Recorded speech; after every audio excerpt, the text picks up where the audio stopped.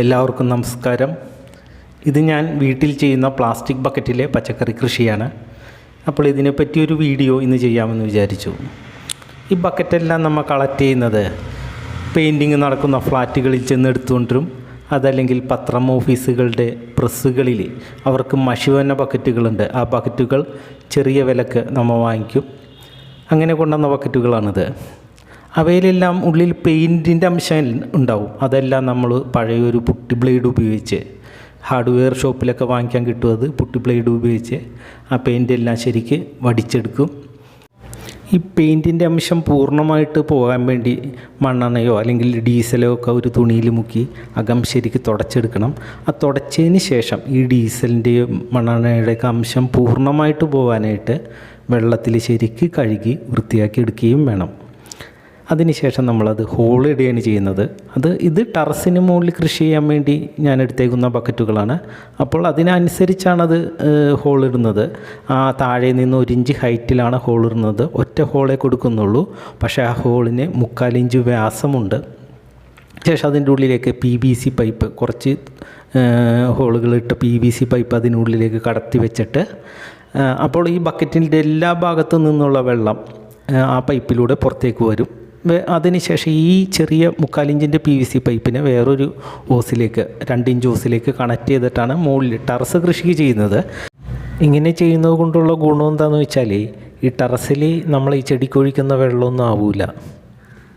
സാധാരണ രീതിയിൽ നമ്മൾ കൃഷി ചെയ്യുമ്പോഴും മണ്ണിലോ അല്ലെങ്കിൽ താഴെയൊക്കെ വെക്കുവാനായിട്ടാണെങ്കിൽ ഒരു 4 5 ഹോളോ ആ ബക്കറ്റിന് താഴെയും സൈഡിലുമായിട്ട് ഇട്ട് കൊടുക്കണം. താഴെ മാത്രം ഇടരുത് ഹോള്. താഴെ മാത്രം ഇട്ട് കഴിഞ്ഞാൽ ഈ മണ്ണിൻ്റെ വെയിറ്റ് കൊണ്ട് ആ ഹോൾ അടഞ്ഞു പോയി കഴിഞ്ഞാൽ വെള്ളം പോകില്ല, പുറത്തേക്ക് പോകില്ല. അതിന് വേണ്ടി സൈഡിലും നമ്മൾ 1 2 ഹോള് 2 ഹോളെങ്കിലും മിനിമം കൊടുക്കണം, ഇട്ട് കൊടുക്കേണ്ട വരും. ഏറ്റവും താഴെ കുറച്ച് ഇഷ്ടിയുടെ കഷ്ണങ്ങളും ചകിരി, നമ്മുടെ വീട്ടുകളിൽ തേങ്ങ പൊതിച്ച ചകിരിയും വെക്കും. അതിനുശേഷം നടിയിൽ മിശ്രിതം നിറയ്ക്കുകയാണ് ചെയ്യുന്നത്. പച്ചക്കറി കൃഷിക്കായിട്ട് നമ്മൾ ഈ ബക്കറ്റിൻ്റെ പകുതി മണ്ണെടുക്കും, നടിയിൽ മിശ്രിതം നിറക്കും. അതേസമയം കിഴങ്ങ് വർഗ്ഗ വിളകൾക്ക് കുറച്ചും കൂടി കൂടുതൽ മണ്ണെടുക്കും. അത് മണ്ണിൻ്റെ അടിയിലുണ്ടാവുന്നതായതുകൊണ്ട്. ഇപ്പോൾ ഈ മുളകിൻ്റെ ഇത് നോക്കിയാൽ അറിയാം, ആ ബക്കറ്റിൽ പകുതിയേ മണ്ണ് നിറച്ചിട്ടുള്ളൂ. ഇപ്പോഴും ആ ചെടിക്ക് യാതൊരു ക്ഷീണവുമില്ല. നല്ല രീതിയിൽ വിളവ് തന്നെ ഒരു ചെടിയാണത്.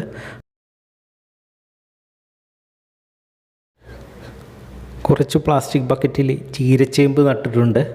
നമ്മൾ ഇല എടുക്കുന്ന ചേമ്പല്ല, അത് ഇലയാണ് അതിൻ്റെ ഉപയോഗിക്കുന്നത്. എല്ലാവർക്കും അറിയാമായിരിക്കും. പിന്നെ ഇല്ലി വർഗ്ഗത്തിൽപ്പെട്ട ഒരു ചെടി, വളരെ വലിയ ചെടിയാണത്. എങ്കിലും അത് ആ പ്ലാസ്റ്റിക് ബക്കറ്റിന് ഉള്ളിലാണ് നിൽക്കുന്നത്. പുതുതായിട്ട് പച്ചക്കറി തൈകൾ നടാനായിട്ട് ഇവിടെ കുറച്ച് പ്ലാസ്റ്റിക് ബക്കറ്റിൽ നടിയിൽ മിശ്രിതം നിറച്ച് വെച്ചിട്ടുണ്ട്. ഗ്രോ ബാഗ് കൃഷിക്ക് നമ്മളെങ്ങനെയാണ് മണ്ണൊരുക്കുന്നത് അതേ മെത്തേഡ് തന്നെയാണ് പ്ലാസ്റ്റിക് ബക്കറ്റിലെ കൃഷിക്കും നമ്മൾ ചെയ്യേണ്ടത്. കുമ്മായം കലർത്തി 2 ആഴ്ച മണ്ണിടും. അതിനുശേഷം പച്ചില വളവും അതുപോലെ തന്നെ ജൈവവളമൊക്കെ ഇട്ട് വീണ്ടും ഒരു 2 ആഴ്ചയും കൂടി ഈ ബക്കറ്റിൽ ഇങ്ങനെ വെക്കും. അതിനുശേഷമാണ് തൈകൾ നടുന്നത്. ഇത് മണി പ്ലാന്റ് നട്ടിരിക്കുന്നതാണ്. ബക്കറ്റിൽ തന്നെയാണത്. ഇവിടെ ഫാഷൻ ഫ്രൂട്ട്, ഒരു കട ഫാഷൻ ഫ്രൂട്ട് ഉണ്ട്. അത് മുകളിലേക്ക്, ടെറസിൻ്റെ മുകളിലേക്ക് പടർത്തിയിരിക്കുന്നതാണ്.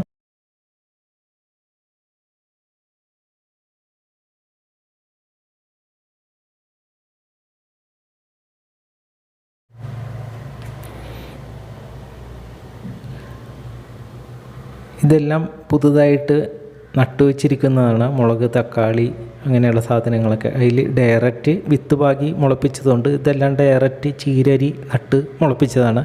അപ്പോൾ മണ്ണിൽ നടന്നേക്കാളുള്ള ഗുണം എന്താണെന്ന് വെച്ചാൽ ഇതെല്ലാം ഉറുമ്പ് കൊണ്ടുപോകില്ല, എല്ലാം മുളക്കും. അതുപോലെ തന്നെ പ്ലാസ്റ്റിക് ബക്കറ്റിന് നെടുകെ കീറി അതിൽ വിത്ത് മുളപ്പിക്കാൻ എടുക്കുകയാണത്. ഇപ്പുറം കുറച്ച് ഗ്രോ ബാഗ്സ് നിൽപ്പുണ്ട്. അത് വീട്ടിലുണ്ടായിരുന്ന കുറച്ച് ഗ്രോ ബാഗ്സിൽ സവാള, ഉരുളക്കിഴങ്ങെല്ലാം നട്ടിട്ടുണ്ട് ഇവിടെ. ഇത് വള്ളിപ്പയറാണ്. വള്ളിപ്പയറെല്ലാം പ്ലാസ്റ്റിക് ബക്കറ്റിലാണ് വെച്ചിരിക്കുന്നത്. മുകളിലിട്ട് പന്തൽ കെട്ടി കൊടുത്തിരിക്കുകയാണ്.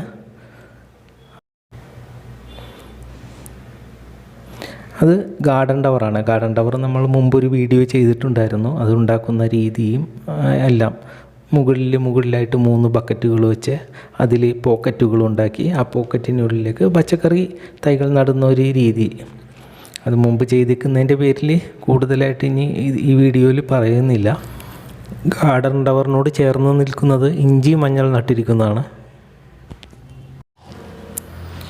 ഈ പയറിൽ നിന്ന് വിളവ് കിട്ടുന്നതാണ്.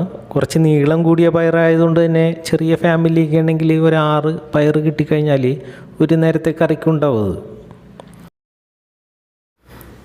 ഈ പന്തൽ നമുക്ക് താഴേക്ക് ഇറക്കാൻ പറ്റുന്ന വിധത്തിൽ ചെയ്തിരിക്കുന്നതാണ്. സൈഡിൽ 2 വള്ളിയിൽ കെട്ടിത്തൂക്കിയിട്ടിരിക്കുകയാണ്. അപ്പം മുകളിൽ പയറുണ്ടാവുമ്പോൾ നമ്മൾ ഈ സൈഡിലെ വള്ളി അഴിച്ചിട്ട് താഴേക്ക് ഇറക്കും. ഈ കർട്ടനൊക്കെ താഴേക്ക് ഇറക്കണോട്ട് അങ്ങനെ ഇറക്കും. അതിനുശേഷം പയർ പറിച്ചെടുത്ത് വീണ്ടും നമ്മൾ പഴയ സ്ഥിതിയിലേക്ക് കെട്ടും.